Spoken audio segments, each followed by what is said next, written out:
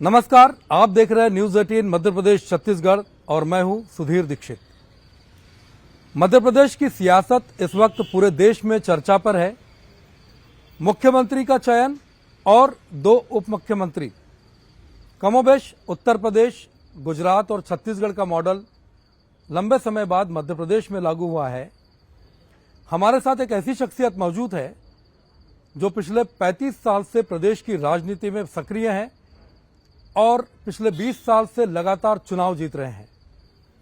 खास बात यह है कि बीजेपी ने 51% वोट शेयर का लक्ष्य रखा था और हमारे साथ जो शख्स है वो जब भी चुनाव जीत रहे तो उनका वोट शेयर 51 से 52% से ऊपर ही रहा है। मध्य प्रदेश के डिप्टी सीएम राजेंद्र शुक्ला जी हमारे साथ हैं। सर, बहुत बहुत स्वागत है आपका। धन्यवाद। सर, चुनाव से जीतने के बाद बहुत बड़ा मैंडेट मिला है, किस तरीके से आप देखते हो ये मैंडेट की क्या वजह आप पाते हैं? देखिए, मध्य प्रदेश भारतीय जनता पार्टी की सरकार बनने के पहले बीमारू राज्य के रूप में जाना जाता था। मध्य प्रदेश में ना सड़कें चलने लायक थी, ना गांवों में पर्याप्त बिजली थी, शहर भी अंधेरे में 7-8 घंटे से ज़्यादा बिजली नहीं रहती थी, पानी की समस्या थी, सिंचाई की समस्या थी। बहुत व्यापक काम हुए हैं मध्य प्रदेश में। भारतीय जनता पार्टी की सरकार जब से बनी है तो खेती के मामले में तो आप अंदाज लगाइए, कृषि कर्मण अवार्ड लगातार 5वीं बार 6वीं बार मध्य प्रदेश को मिला और 24 घंटे बिजली हमने देना शुरू कर दिया, हाईवेज बना दिए। तो सुशासन जो भारतीय जनता पार्टी का रहा है वो देखने के बाद कांग्रेस के लोगों ने लंबे समय तक सत्ता में रहने के बाद कुछ काम नहीं किया है, जिम्मेदारी का निर्वहन ठीक से नहीं किया, इसलिए बीमारू राज्य के रूप में जाना जाता रहा। ये फ़र्क दिखने लगा। यदि हम भी काम नहीं करते तो फिर कांग्रेस को लगता है कि कांग्रेस ने काम नहीं किया तो इन्होंने भी काम नहीं किया, तो हो सकता है काम होना आसान काम नहीं हो। लेकिन हमने जो काम करके दिखाया हमारी सरकार ने, उससे फ़र्क दिखने लगा सुशासन और कुशासन के बीच का। और इसलिए लगातार भारतीय जनता पार्टी को जनता का आशीर्वाद मिल रहा है। और इस बार आप देखिए 20 साल सत्ता में रहने के बाद 18 वर्ष और फिर हमारी सीटें बढ़ जाएं, ये कोई छोटा जनादेश नहीं है, ये प्रो इनकम्बेंसी है। कांग्रेस के लोग एंटी इनकम्बेंसी के दम पर चुनाव जीतने का सपना देख रहे थे, लेकिन यहाँ तो प्रो इनकम्बेंसी थी, सत्ता के पक्ष में लहर थी। और ये सुशासन के कारण है, काम के कारण है। जनता के कल्याण के जो कार्यक्रम चले हैं, मोदी जी के जो योजनाएं रही हैं, हमारे भारतीय जनता पार्टी की जो शिवराज सिंह चौहान जी के नेतृत्व में सरकार रही, उनकी जो योजनाएं रही हैं, उसके कारण ये लाभ मिला। आपने विकास की बात की, एक वाकया मुझे याद आ रहा है कि भाजपा के राष्ट्रीय महासचिव कैलाश विजयवर्गीय जी जब रीवा में आए थे आपके चुनाव प्रचार के लिए, तो उन्होंने कहा था कि राजेंद्र शुक्ला जी ने रीवा का जो मॉडल तैयार किया है उसको देख के तो मुझे डर लगता है कि इंदौर को पीछे न छोड़ दे। कैसे आया बदलाव ये? नहीं, रीवा में आमूलचूल परिवर्तन हुआ है, पूरा ट्रांसफॉर्मेशन हो गया है। रीवा महानगर दिखने लगा है, जो पहले तहसील से बड़ा नहीं लगता था संभागीय मुख्यालय होने के बावजूद। उसमें हर वो सारी शहरी सुविधाएं, बाईपास हो, रिंग रोड हो, फ्लाईओवर्स हो, रेलवे ओवरब्रिज हो, उससे शहर की तस्वीर बदली है। और ये हमारा अधिकार था कि हम महानगर के रूप में डेवलप हों, इतना पोटेंशियल है हमारे विंध्य क्षेत्र में। लेकिन उसके बावजूद हम उतना आगे बढ़ नहीं पा रहे थे, क्योंकि सरकारों की जो इच्छा शक्ति है वो कमज़ोर रही।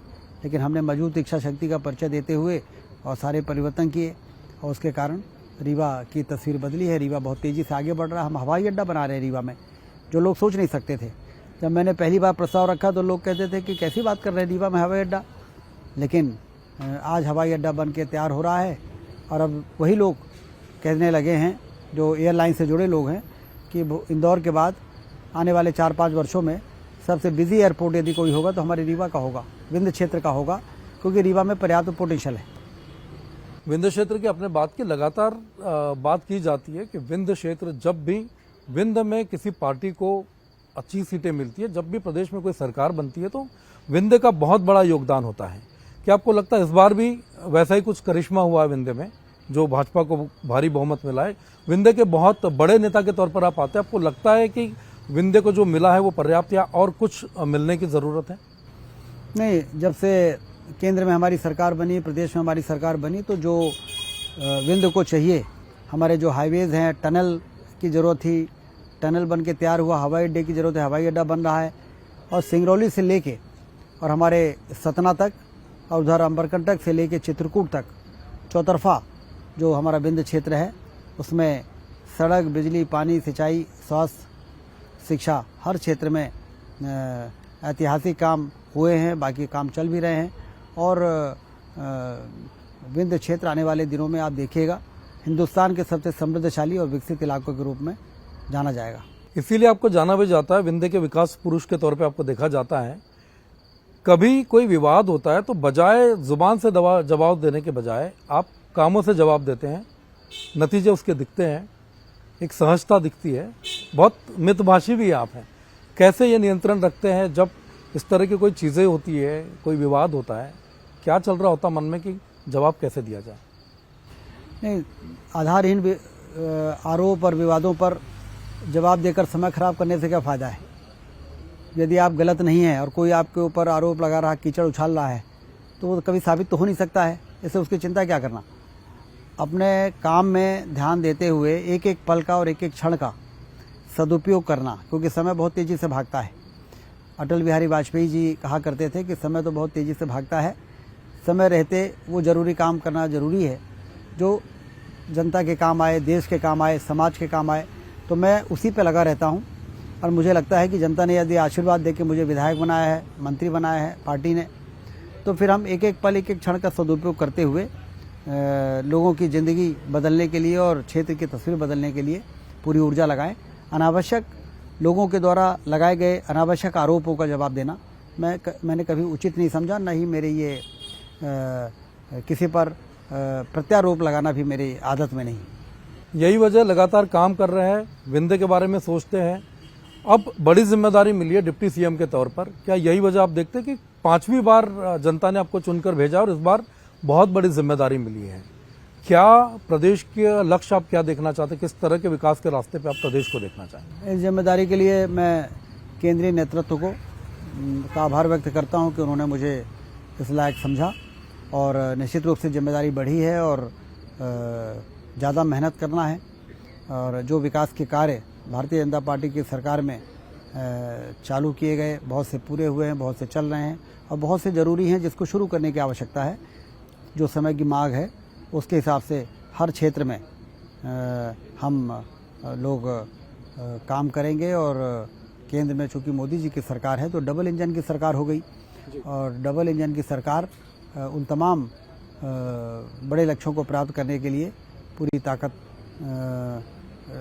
हम लोग लगाएंगे। जैसे कि मोदी जी तो भारत को बना रहे हैं विश्व गुरु और हम लोग बनाएंगे मध्य प्रदेश को हिंदुस्तान का सबसे बेहतर राज्य। आपको लगता है कि डबल इंजन की जो सरकार की आप बात करते हैं, प्रधानमंत्री नरेंद्र मोदी हमेशा बात करते हैं, डबल इंजन की सरकार का प्रभाव चुनाव में भी दिखा, आगे भी देखने मिलेगा?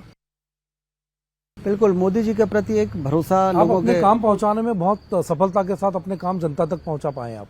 बिल्कुल, काम करना भी जरूरी है और काम जनता के बीच में पहुंचाना भी जरूरी है, जिससे कि सत्ता की बागडोर ऐसे लोगों के हाथ में न चली जाए जो सत्ता प्राप्त करने के बाद इस देश की समस्याओं का समाधान करने की क्षमता नहीं रखते हैं।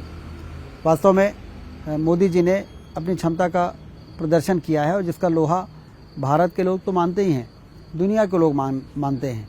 कितने जटिल और उलझे हुए मामले थे जिसको उन्होंने कुशलता के साथ सुलझाया है, चाहे वो कश्मीर का मामला हो, चाहे राम मंदिर के निर्माण का मामला हो। ये वो मामले हैं जो हमारे देश को खोखले कर रहे थे, दीमक की तरह। उसके लिए एक ऐसे नेतृत्व की आवश्यकता थी जो ऐसे उलझे हुए मामले को सुलझा दें और देश को विकास के रास्ते पर तेजी के साथ दौड़ाने का काम कर सकें। ये काम मोदी जी ने किया और गरीबों के कल्याण के लिए भी काम किया है। प्रधानमंत्री आवास योजना से गरीबों के मकान बनाना और आयुष्मान कार्ड बना के गरीबों के इलाज की व्यवस्था करना, ये ऐसे काम हैं कि जो लोगों के दिल और दिमाग में बैठ गए हैं कि सत्ता के शीर्ष पर बैठकर कोई व्यक्ति जमीन पर रहने वाले, झोपड़ी में रहने वाले व्यक्ति के बारे में न सिर्फ विचार कर रहे हैं बल्कि उनकी समस्या का समाधान करने का ठोस कदम उठा रहे हैं। तो इसलिए उनके द्वारा किए गए कार्यों के आधार पर देश की जनता फिर से एक बार तैयार है कि मोदी जी को तीसरी बार प्रधानमंत्री बना के भारत को उस मुकाम तक पहुंचाने में हम लोग सहयोग करें जिस मुकाम पर पहुंचने का अधिकार भारत को है। भारत को दुनिया का नेतृत्व करने की क्षमता है। उसके लिए एक योग्य नेतृत्व की जो लंबे समय से इंतजार था, उस इंतजार को मोदी जी ने अपने नेतृत्व से पूरा किया है। अभी आपने बात की मुद्दों की, जिसमें राम मंदिर की अगर हम बात करते हैं, सनातन की हम बात करते हैं, कभी चुनाव के दौरान बजरंगबली की बात होती थी, हनुमान जी की बात होती थी। आपको लगता है कि जाति के कुछ मुद्दे या ऐसे कोई मुद्दे वो चुनाव को या जनता के मन को प्रभावित कर सकते हैं? नहीं, देखिए, जनता बहुत समझदार है और वो अब इसका मूल्यांकन बहुत अच्छे तरीके से करना शुरू कर चुकी है कि भारतीय जनता पार्टी की सरकार किस तरीके से देश को ऊंचाइयों पर पहुंचाने के लिए समर्पित है। और सनातन का जहां तक सवाल है तो सनातन को बढ़ाना, सनातन धर्म, क्योंकि हमें धर्म से विमुख होके हम कभी भी बेहतर काम नहीं कर सकते हैं। हमें अपने कर्म पर भी भरोसा करना है और हमें ईश्वर के कृपा के लिए प्रयास भी करना है। यदि हम सनातन की बात नहीं करेंगे, सनातन के मामले में हम पीछे हटेंगे तो एक तुष्टीकरण के आधार पर हम देश को रसातल पे ले जाने का अपराध करेंगे। इतने लोगों की भावनाएं जुड़ी हुई हैं, इतने लोग आस्था से जुड़े हुए हैं। अब हमारे देश में गैर जिम्मेदाराना बयान देने वालों की भी कमी नहीं है। तमिलनाडु के मुख्यमंत्री के बेटे के द्वारा दिया गया बयान कि सनातन को उसी तरह से समाप्त कर देना चाहिए जैसे कोविड और मलेरिया और डेंगू को समाप्त किया गया है। इस प्रकार के गैर जिम्मेदार बयान आस्था पर चोट पहुंचाने वाले हैं। और यदि हम लोगों के आस्था पर चोट पहुंचाएंगे तो लोगों का फिर भरोसा इस प्रकार से टूटेगा कि सरकार सामाजिक कार्यों के लिए है, विकास के कार्यों के लिए है, लोगों की ज़िंदगी को बदलने के लिए है।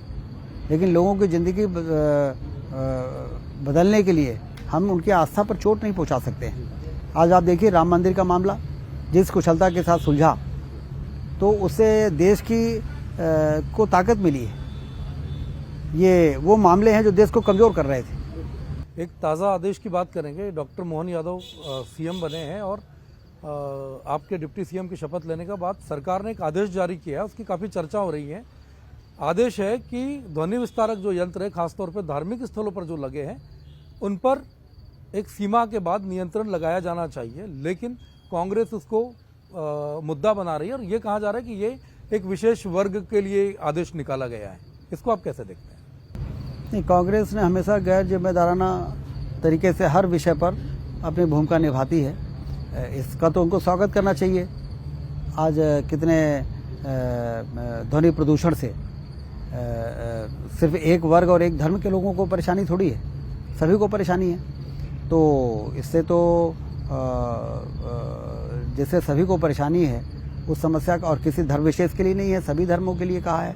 जहाँ कहीं भी है कान फोड़ू ध्वनि बच्चों को परेशान करती है, बुजुर्गों को परेशान करती है, हर वर्ग को परेशान करती है। तो इस निर्णय का तो स्वागत हो रहा है हर जगह। मेरे पास तो कई लोगों के फ़ोन आए कि ये बहुत ही अच्छा, पहली बैठक में ये बहुत अच्छा निर्णय लिया गया है। इसी तरह से जो मांस वगैरह सड़क में टंगा के और उसको बेचने का काम होता है, उससे कांग्रेस के लोगों को समझ में नहीं आता कि इसमें जो लोग मांसाहारी नहीं हैं उनको कितनी तकलीफ होती होगी। तो इसलिए सभी की चिंता समग्र रूप से करना ये सरकार की जिम्मेदारी है और उसी जिम्मेदारी के चलते इस प्रकार के डिसीजंस हुए हैं। एक बेहद निजी सवाल है कि लगातार व्यस्त आप रहते हैं जनप्रतिनिधि के नाते, व्यक्तिगत समय, परिवार के लिए समय, तनाव की स्थिति में राजेंद्र शुक्ला जी क्या करते हैं? तनाव कैसे दूर करते हैं? परिवार के लिए जब समय निकालना होता तो क्या समय होता है, और जो वो समय निकालते तब क्या करते हैं? कैसे उस समय को बिताते हैं परिवार के साथ? नहीं, ये बात आप सही कह रहे हैं कि समय तो कब मिलता है। सुबह से लेकर रात तक जनता के बीच में रहना, उनकी समस्याओं को सुनना, उसका समाधान करना, और यदि कोई जिम्मेदारी मिली है तो उसके निर्वहन के लिए दौरे भी करना। लेकिन बीच बीच में कभी हम लोग समय ये निकालते हैं कि कभी 1-2 दिन के लिए कहीं छुट्टी में जाएं, या अलग से कभी परिवार के साथ रह के और उनको भी समय दें, लेकिन उतना समय हम लोग दे नहीं पाते हैं जितना समय देने की ज़रूरत है। लेकिन परिवार के लोग भी मेंटली प्रिपेयर रहते हैं कि चूँकि इतने सालों से आदत में इतने है। सालों से उनकी आदत पड़ जाती है। भाई जनता भी एक परिवार ही है, जिन्होंने हमको हमारे लिए दौड़े, जो वोट दिए, जिन्होंने जिताया, उनकी अपनी समस्याएं हैं, तो वो समस्या भी हम लोग फिर अपनी ही समस्या मानते हैं, और इसलिए वो भी हम लोगों का परिवार कायदे से देखा जाए तो काफ़ी बड़ा परिवार हो जाता है, और इसलिए उनको भी पारिवारिक सदस्य की तरह ही मानते हुए परिवार भी एडजस्ट कर लेता है और हम लोग भी उसी प्रकार से अपनी भूमिका निभाते हैं। एक आखिरी सवाल है कि प्रदेश में अब नई सरकार है, बहुत लंबे समय के बाद भाजपा में बहुत सारे परिवर्तन हुए हैं। सरकार की जो योजनाएं चल रही थी, वो योजनाएं जो है उनसे बड़ी उम्मीदें लोगों को थी, क्या वो योजनाएं जारी रहेंगी, कुछ नई योजनाएं लेकर आएंगे, और विकास का रोड मैप जो है वो क्या रहेगा? नहीं, जो योजनाएं चल रही थी वो भारतीय जनता पार्टी की सरकार के द्वारा चलाई गई योजना थी, तो वो तो चलेंगी ही, जिससे जनता को फ़ायदा हो रहा है। और विकास तो एक सतत प्रक्रिया है। हम हर क्षेत्र में काम कर रहे हैं, सिंचाई को बढ़ाने के क्षेत्र में काम कर रहे हैं, बहुत सी योजनाएं चल रही हैं। बिजली के क्षेत्र में काम चल रहा है, सड़कों के क्षेत्र में नए नए चंबल एक्सप्रेसवे और नर्मदा एक्सप्रेसवे, ये सारी चीज़ें बननी है। इस प्रकार से एक हमारे विंध्य एक्सप्रेसवे है जो सागर और दमोह और कटनी को जोड़ते हुए और सिंगरौली तक जाएगी। तो हर क्षेत्र में इंडस्ट्रियल एरिया की डेवलपमेंट का सवाल है कि नए नए उद्योग क्षेत्र डेवलप हों, जिससे कि हम विकसित लैंड निवेशकर्ताओं को दे सकें और वो मध्य प्रदेश में आगे निवेश करें, औद्योगिक क्रांति हो, यहाँ पर विकास के रोजगार के अवसर पैदा हों। तो हर क्षेत्र में जो काम हम लोगों ने शुरुआत की है उसको अभी लगातार आगे बढ़ाना है, और वो बचे हुए काम भी करेंगे, और जनता के कल्याण के जो काम चल रहे हैं वो भी, और आवश्यकता पड़ेगी तो और भी लोगों की समस्याएं और कल्याण के जो काम हैं उसको शुरू करेंगे। और 2024 का लोकसभा चुनाव भी लगभग करीब है, कुछ ही महीने बचे हैं। 29 सीटों का टारगेट भाजपा ने रखा है। पूर्व मुख्यमंत्री शिवराज सिंह चौहान जी ने भी कहा कि 29 फूलों की माला पहनाएंगे। कितनी सफलता की उम्मीद आप कर रहे हैं लोकसभा चुनाव में? बिल्कुल, मुझे लग रहा है कि 29 सीटें मोदी जी को यदि मिलती है तो कोई आश्चर्य की बात नहीं है, क्योंकि उनके बराबर का नेता अब कौन है जी। वो सिर्फ देश के नेता नहीं, दुनिया के सारे नेता अब उनके सामने थोड़ा छोटे दिखते हैं। इतना बड़ा व्यक्तित्व हो गया है मोदी जी का, और वो यदि इस देश को परम वैभव के स्थान पर पहुंचाने के लिए जनता से वोट मांगेंगे तो कौन सा देश का नागरिक होगा जो मोदी जी के हाथों को मजबूत नहीं करेगा। तो इसलिए 29 में से 29 सीटें भारतीय जनता पार्टी की झोली में मोदी जी को तीसरी बार प्रधानमंत्री बनाने के लिए मध्य प्रदेश की जनता देगी, इसमें कोई शंका नहीं है।